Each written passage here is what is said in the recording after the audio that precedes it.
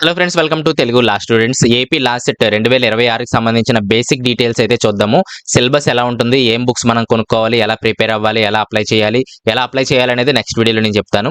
అసలు eligibility criteria ఏంటి, అలాగే చాలా ఎనాలిసిస్లు ఈ వీడియో అయితే తెలుసుకుందాము. ఇంకా ఏమైనా డౌట్స్ ఉన్నట్లయితే మీరు కింద కామెంట్స్లో తెలియజేయండి. నెక్స్ట్ వీడియోలో అవి ఎక్స్ప్లెయిన్ చేస్తాను. ఫస్ట్ ఎలిజిబిలిటీ క్రైటీరియా మనం చూసినట్లయితే ఇక్కడ టీజీ ఉందని చెప్పి ఏమీ కంగారు పడద్దు. టీజీ నోటిఫికేషన్లో ఇలా క్లియర్గా ఇచ్చారు. ఏపీ నోటిఫికేషన్లో ఇలా క్లియర్గా ఇవ్వలేదు.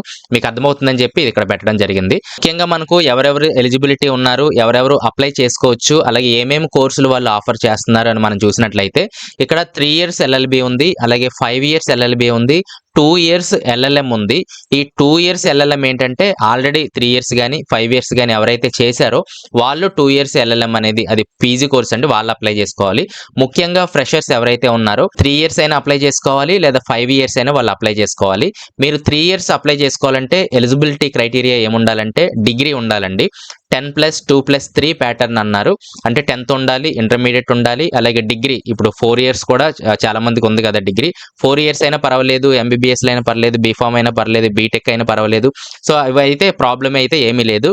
గ్రాడ్యుయేట్ అయి ఉండాలి. వీళ్ళు 3 ఇయర్స్ ఎల్ఎల్బికి అయితే ఎలిజిబిలిటీ కలిగిన వారు. అలాగే ఇవి ఆర్డర్లో ఉండాలండి. 10th ఉండాలి, నెక్స్ట్ ఇంటర్ చదువు ఉండాలి, నెక్స్ట్ డిగ్రీ చదువు ఉండాలి. ఈ ఆర్డర్లో ఉండాలి. అలాగే ఎవరైతే డిస్టెన్స్ ఎడ్యుకేషన్ చేశారో మేము ఎలిజిబిలిటీనా అని అడుగుతున్నారు. ప్రస్తుతానికి అయితే ఎన్రోల్మెంట్ చేస్తున్నారు. బార్ కౌన్సిల్లో ఆఫ్టర్ ఎల్ఎల్బి ఎన్రోల్మెంట్స్ అయితే ప్రస్తుతానికి జరుగుతున్నాయి. ఫ్యూచర్లో ఎలా ఉంటుంది అనేది తెలియదు. మీరు కూడా అప్లై చేసుకోవడానికి ప్రయత్నం చేయండి.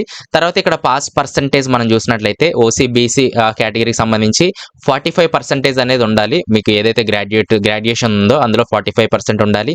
ఓబీసీకి 42% ఉండాలి. ఎస్సీ అండ్ ఎస్టీ కేటగిరీకి 40% మార్కులు అయితే ఉండాలి. వీళ్ళే ఎలిజిబిలిటీ కలిగిన వారు.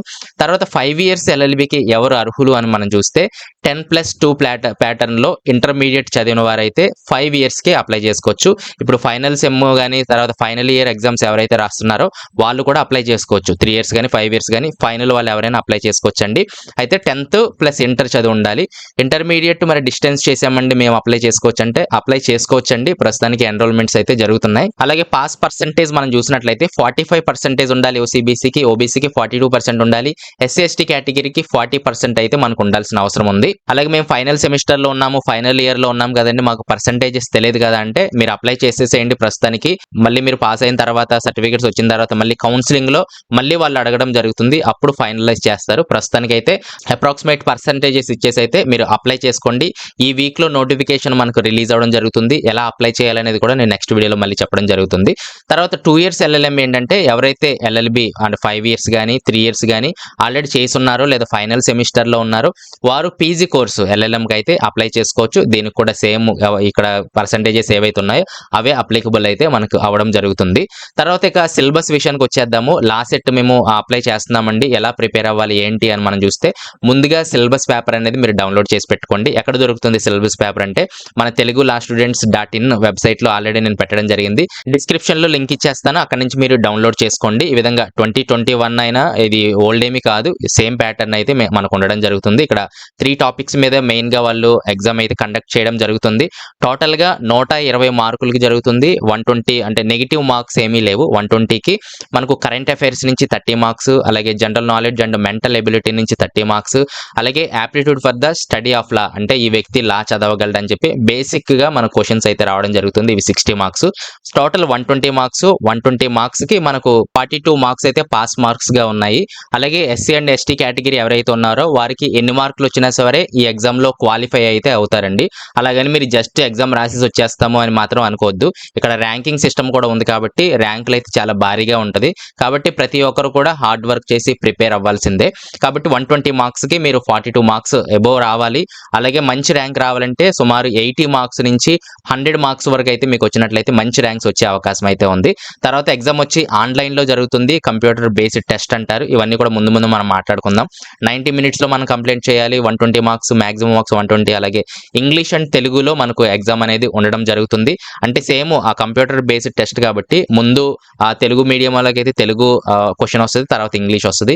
ఇంగ్లీష్ మీడియం వాళ్ళకైతే పైన ఇంగ్లీష్ వస్తది. కింద తెలుగు వస్తది. 2 లాంగ్వేజెస్ అయితే వాళ్ళు కవర్ చేసేస్తారు కాబట్టి ప్రాబ్లమ్ అయితే ఏమీ లేదు. తర్వాత ఆబ్జెక్టివ్ టైప్ అయితే మన క్వశ్చన్స్ ఉండడం జరుగుతుంది. ఒక క్వశ్చన్ ఇస్తారు. 4 ఆప్షన్స్ ఇస్తారు. అందులో సెలెక్ట్ చేసుకోవాలి. నెగెటివ్ మార్కింగ్ అయితే ఏమీ లేదు. ఈ విధంగా ఎగ్జామ్ ప్యాటర్న్ అయితే మనకు ఉండడం జరిగింది. దీనికి సంబంధించి ఏమైనా డౌట్స్ ఉంటే నెక్స్ట్ వీడియోలో మనం మాట్లాడుకుందాం. తర్వాత డేట్ అనాలిసిస్ మనకు ఎప్పుడు నోటిఫికేషన్ వస్తది, ఎగ్జామ్ ఎప్పుడు వస్తది, కీ పేపర్ రిజల్ట్, కౌన్సిలింగ్ ఇవన్నీ ఎప్పుడు వస్తాయని మనం చూసినట్లయితే లాస్ట్ ఇయర్ కి సంబంధించిన ఇది డేట్ అనాలిసిస్ అండి. నోటిఫికేషన్ మార్చి 22లో ఇచ్చారు. ఎగ్జామ్ వచ్చి June 5, key paper June 6, results June 19, counselling సెప్టెంబర్లో వచ్చింది. అంటే 3 నెలల తర్వాత. వెబ్ ఆప్షన్స్ వచ్చేసి సెప్టెంబర్ మంత్ లో, అడ్మిషన్స్ కూడా సెప్టెంబర్ మంత్ లో జరిగింది 2025కి సంబంధించి. ఇప్పుడు మనకు మే 4నే ఎగ్జామ్ డేట్ అయితే రిలీజ్ చేయడం జరిగింది కాబట్టి ఈ నోటిఫికేషన్ ఈ వీక్ లోనే వచ్చే అవకాశం ఉంది. ఫిబ్రవరి ఈ వీక్ లేదా నెక్స్ట్ వీక్ లో మాక్సిమం వచ్చే అవకాశం అయితే ఉంది. అది నోటిఫికేషన్ రాగానే ఎప్పుడు అప్లై చేసుకోవాలి ఏంటనేది మళ్ళీ వీడియోస్ అయితే చేయడం జరుగుతుంది. మొత్తానికైతే మే 4 ఓన్లీ 2 మంత్స్ మాత్రమే ఉంది. ప్రిపేర్ అవ్వాల్సిన వారు చాలా ప్రాపర్ గా ప్రిపేర్ అవ్వడానికి ప్రయత్నం చేయండి. కాంపిటీషన్ డే బై డే అయితే చాలా పెరుగుతుందండి.